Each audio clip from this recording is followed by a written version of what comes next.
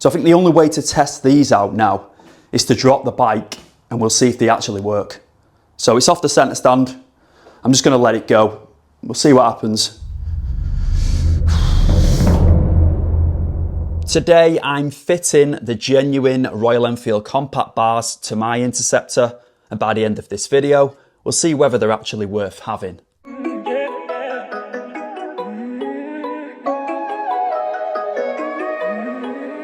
Hello and welcome to the video. You've seen the intro, you know exactly what's going down today, so let's just jump straight into it. I'm going to take these to the bench now. We'll unbox them, see what's included in the kit, then I'll show you how to install them on the old Interceptor.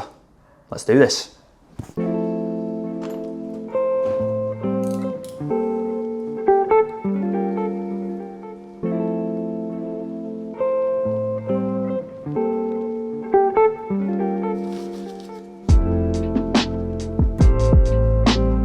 Along with the engine bars, you get 3 longer engine mounting bolts and some instructions, which you won't be needing if you follow this guide. I went with the stainless steel option, but you can also get these in black. They were supplied to me by the legends that are Hitchcock's Motorcycles. I'll leave a link to their website in the description below. On that website, there's loads of other options for protecting your Interceptor and your Continental GT if these bars aren't what you're looking for. First impressions are positive. The finish is lovely. They're lightweight.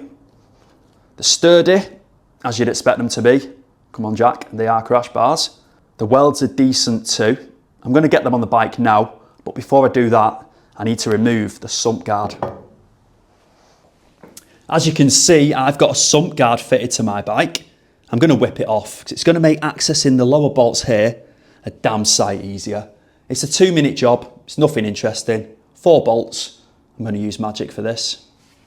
Oosh. Impressive, right? Yeah, anyway, here are the tools I'll be using. A torque wrench, 2 ratchets, 2 extensions, a 14mm spanner, and 2 14mm sockets. Okay, so we need to remove the 3 engine mounting bolts. I'm going to start with the upper one. The engine won't fall out, but obviously don't go starting it up. The top bolt is the most awkward to get to. You basically have to mount the front of the bike and give it a good old reach around. Oh yeah. Oosh.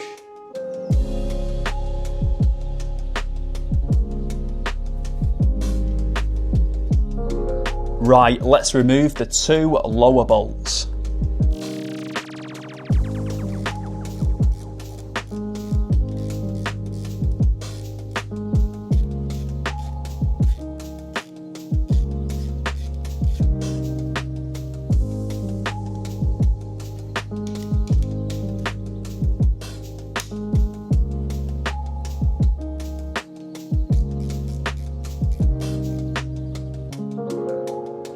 Crusty. I'll be greasing up the new bolts. We don't actually need these bolts anymore. Keep them somewhere safe, but we do need the washers. As I've just mentioned, I'm going to whack a bit of multi-purpose grease on the new bolts. Don't go mental with it and keep it away from the thread on the bolt.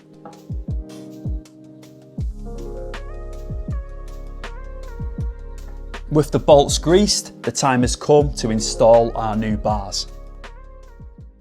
Starting on the left hand side, we're now going to take the bar, the longest bolt in the kit, and a washer.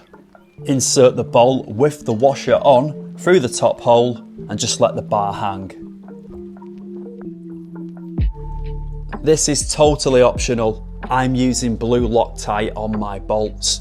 Blue Loctite is a medium strength removable thread locker designed to prevent nuts and bolts from loosening due to vibration or shock. Do not use red Loctite on these bolts. Red Loctite is a permanent thread locker. If you ever need to take the engine out of the bike or remove the crash bars, you'll have an absolute nightmare getting the nuts off the bolts. Offer the right hand side bar up to the bolt. Make sure to lift the bar over the clutch cable.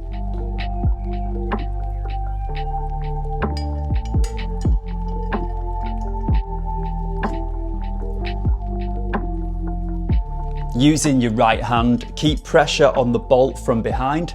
With your left hand, add the washer and the nut. Leave it finger tight for now.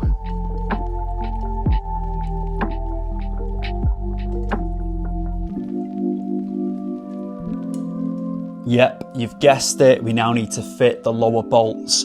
When fitting these bolts, do not put a washer on the bolt head side, only put it on the nut side, if that makes sense. If you do, the bolt isn't long enough. And the washer is that big, it actually fouls on the welds for the bar. I confirmed this by checking the instructions that I retrieved from the bin. So yeah, just fit one washer per bolt on the nut side. We need to now torque up the bolts we've just fitted to 45 Newton meters. If you haven't got a torque wrench, I'll leave a link for one in the description below. Now, I must admit, I'm not really a fan of using extensions on torque wrenches, but there's no other way to get in on these bolts here, so I'm going to have to use one. It is what it is. Oh my God, bro. Oh, hell no, man. What the? There she goes. 45 Newton meters. Sorry, bike, I'm going to have to hump you again. I'm going to get a name for myself here. Bike Tanyan. Let's have a look.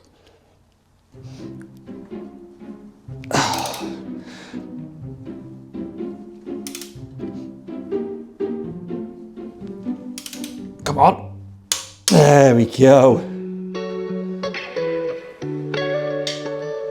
Beautiful.